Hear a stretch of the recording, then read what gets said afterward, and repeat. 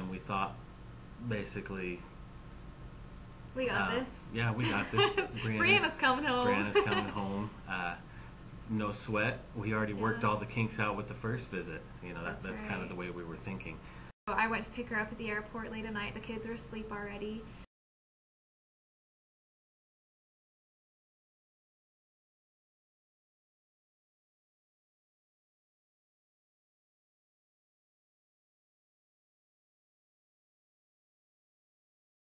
We had on this visit, because the first visit went so well, which was about 24 hours long, we planned this one to be 48 hours.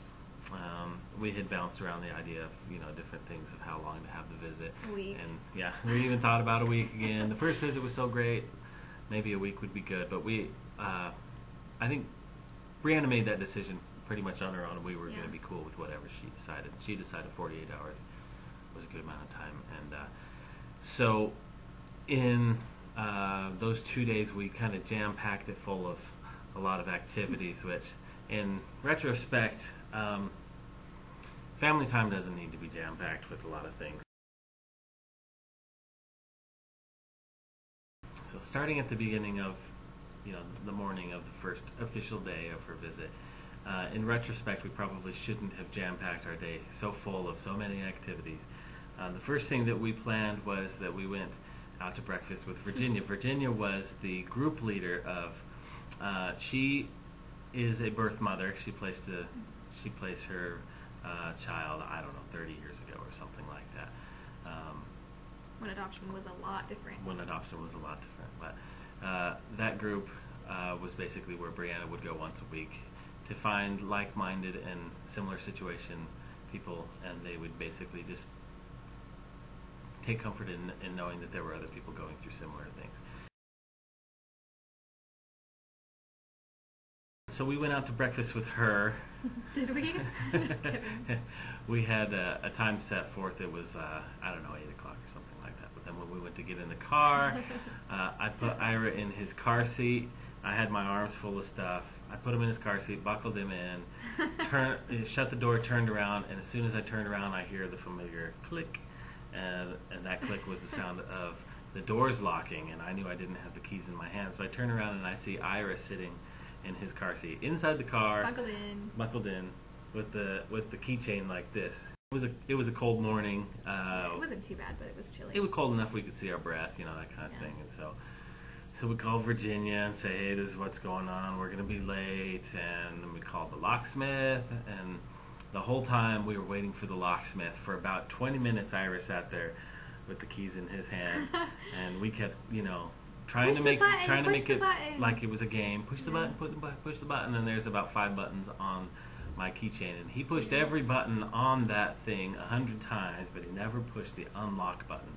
No, he opened the trunk, and you can't. There's no access from the trunk to the car. Yeah, and he kept pushing the horn button, kept pushing lock, trunk, trunk. But he never pushed the unlock button. It's so true. And finally, after about 20 minutes, then he dropped the keys to the floor, and then the locksmith showed up.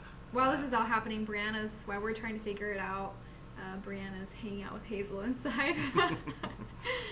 I asked her later what she thought about it, and she was like, that happens to everyone.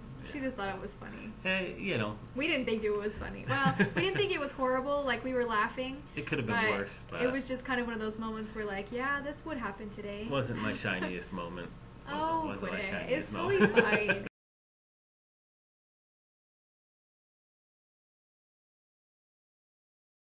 Between breakfast and when we went to the aquarium, we came back to our house, and before we were going to leave again, Ira needed a diaper change. Something pretty simple, you know, straightforward, done it 1,000 times, that kind of thing. So Jamie grabbed a diaper. And he's 2, he doesn't like diaper changes. And Jamie grabs a diaper, and Ira sees her grab a diaper, and Jamie says, come to mom, and so as a reaction, because he didn't want his diaper changed, he ran and latched onto Brianna's leg. But I could tell instantly that it affected her in a negative way. It was hard. It was hard. She looked at me and she was just kind of like, what was that? What did he mean by that? You know, and a 2-year-old is different than a 1-year-old. When she was here before, he wasn't saying any words. That's right. He wasn't walking around he wasn't interacting He's in the very way different. that, 2-year-olds are a Yeah. lot more advanced than a 1-year-old. There's a big difference. So then we went to the aquarium. We were there for an hour, probably. Saw the sharks and stingrays and whatnot. And it wasn't so much the activity we were doing. It was just the fact that we slammed our day so full of so many Yeah. activities that come 4 o'clock or whenever we left the aquarium, by that time our little 2-year-old Ira, he was so exhausted, he was tired.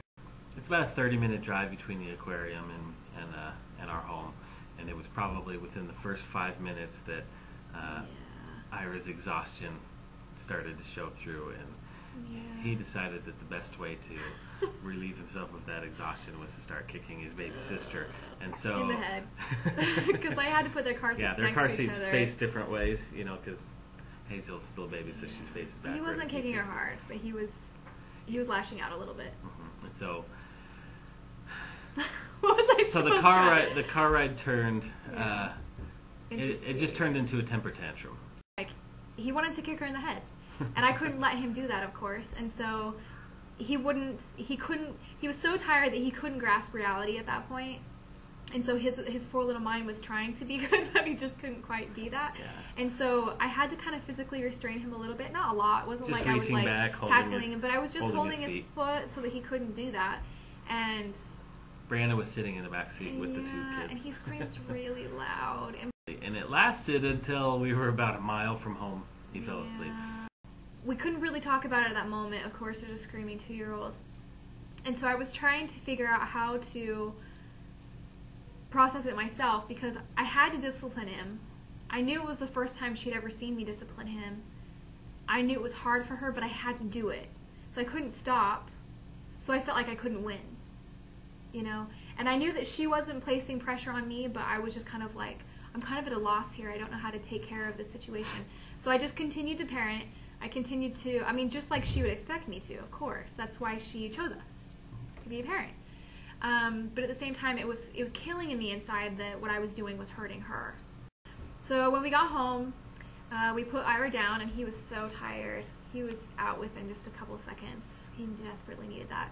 So, and then Russell and I were just kind of hanging out in the living room, and I was like, I could just feel this elephant growing.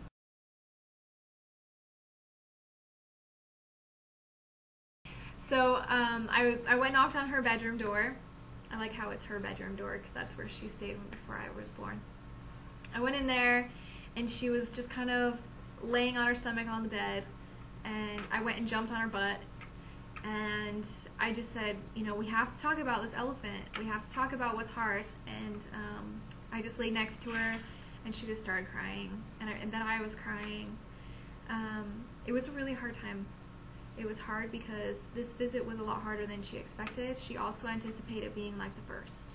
We accomplished so much in that first visit, and the second visit she came alone. No, she didn't And come that with was her sister or drastically any different. friends. That she said specifically that was one of the hard things that she wished she could have done differently, is that she wished she would have brought someone for a little more support that wasn't attached to us. We just kind of talked about the hard things. She did express it was hard that he grabbed her leg after me telling him, come to mom. She said it was extremely hard for Ira to cry like that in the car, just because she felt those natural mother instincts in her to run to his aid, and she knew that she wasn't that person to do that.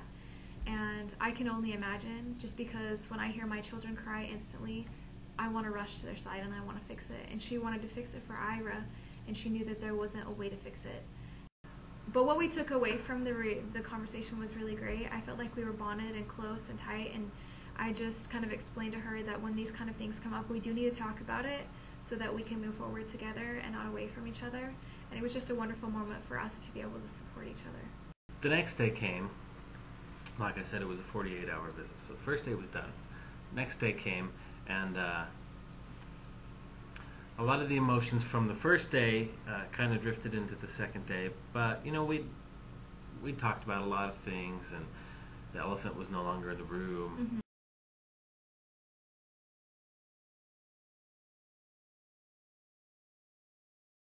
We went to church together, and it was one fun thing that happened was there was a lady at church visiting a friend who. Oh yeah, I forgot about that. She came up to Jamie and said, You know, my daughter's been thinking about adoption, and I hear that you have a lot to say and a lot of wisdom in adoption. Basically, is what she she was said. speaking specifically of open adoption. Yeah, specifically she's scared about of it. about open adoption. That, like, can relationships really be comfortable between adoptive parents and birth moms? And Jamie would have to say, you know, you kind of came on a funny day because, you know, our son's birth mom happens to be here with us.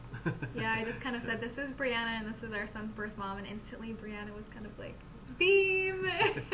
And the woman was instantly like, oh, what? Like, are you serious? How could this happen? Yeah. With the way the first day went, I had an idea for something that should go on the second day, and then Jamie actually told me that she had the same idea even before I vocalized it. And so after we got home from church, ate lunch, Brianna and Jamie took off together just to have a girls' afternoon together. We had all been thinking the same thing, and it ended we up needed a break. Yeah, we needed a break, just us. They have such a fun relationship that it was nice to have just girl time. You know, it's not like you leave the stresses of adoption behind, but you know, you get to step aside from it for a second when you do something like that. So Jamie grabbed her camera, and Brianna grabbed her good looks, and they went off to do. I love you. They went off together to do a photo session. Brianna was a senior in high school at the time, so she was doing her senior portraits. Yeah.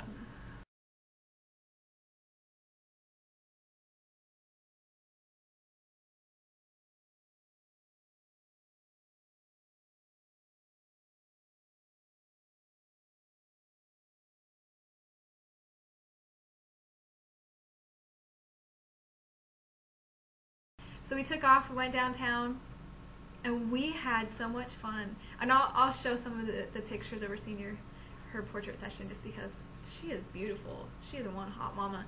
And she is just so much fun. We laughed so hard, and it was so refreshing just to be the two of us. I saw the difference in Jamie and Brianna both. When they came back, they both had their batteries recharged. They were Brianna and Jamie again. Yeah, but I must say, as soon as we got back, once again, as soon as Ira came in the room, it was a little bit dynamic again. And there's no explanation of how it happens. It just does happen. And it doesn't put us against each other, but there's just this little bit of sensitivity that you kind of walk lightly on. One of the things I learned during the visit is that because I am so comfortable with our adoption situation, is that I am willing to give a lot. I can give a lot of time with my son to her. I can give a lot of experiences that normally I would be doing with my son. However, in the future that will slightly change. It has nothing to do with me not wanting to give it to her. I could feel in his little heart, in his little person, that he was confused why I wasn't doing any of those things with him. And so if I could go back, that's the only thing I would do differently, is that I would look more to aid him in the process instead of aiding everyone else, because it is kind of overwhelming when I'm trying to cater to everyone's needs. But this is about our children first, and of course Brianna will completely 100% side with me on that. So next visitation, I will be more hands-on with my son and with my daughter, just so that they have that stability, that normal, that security. Just remember that the types of visitation that are right for you are the ones that are right for you. Whether we chose to have visits a lot more frequently or a lot less frequently, it's just a matter of, we know our home, you know your home, decide what's right for you. That's right. This is not for everyone, but it is definitely right for us. It's been a wonderful experience, and I hope that you guys have liked watching this video and have joined us on a journey of bringing back memories, and I hope you guys enjoy, and we will talk to you soon.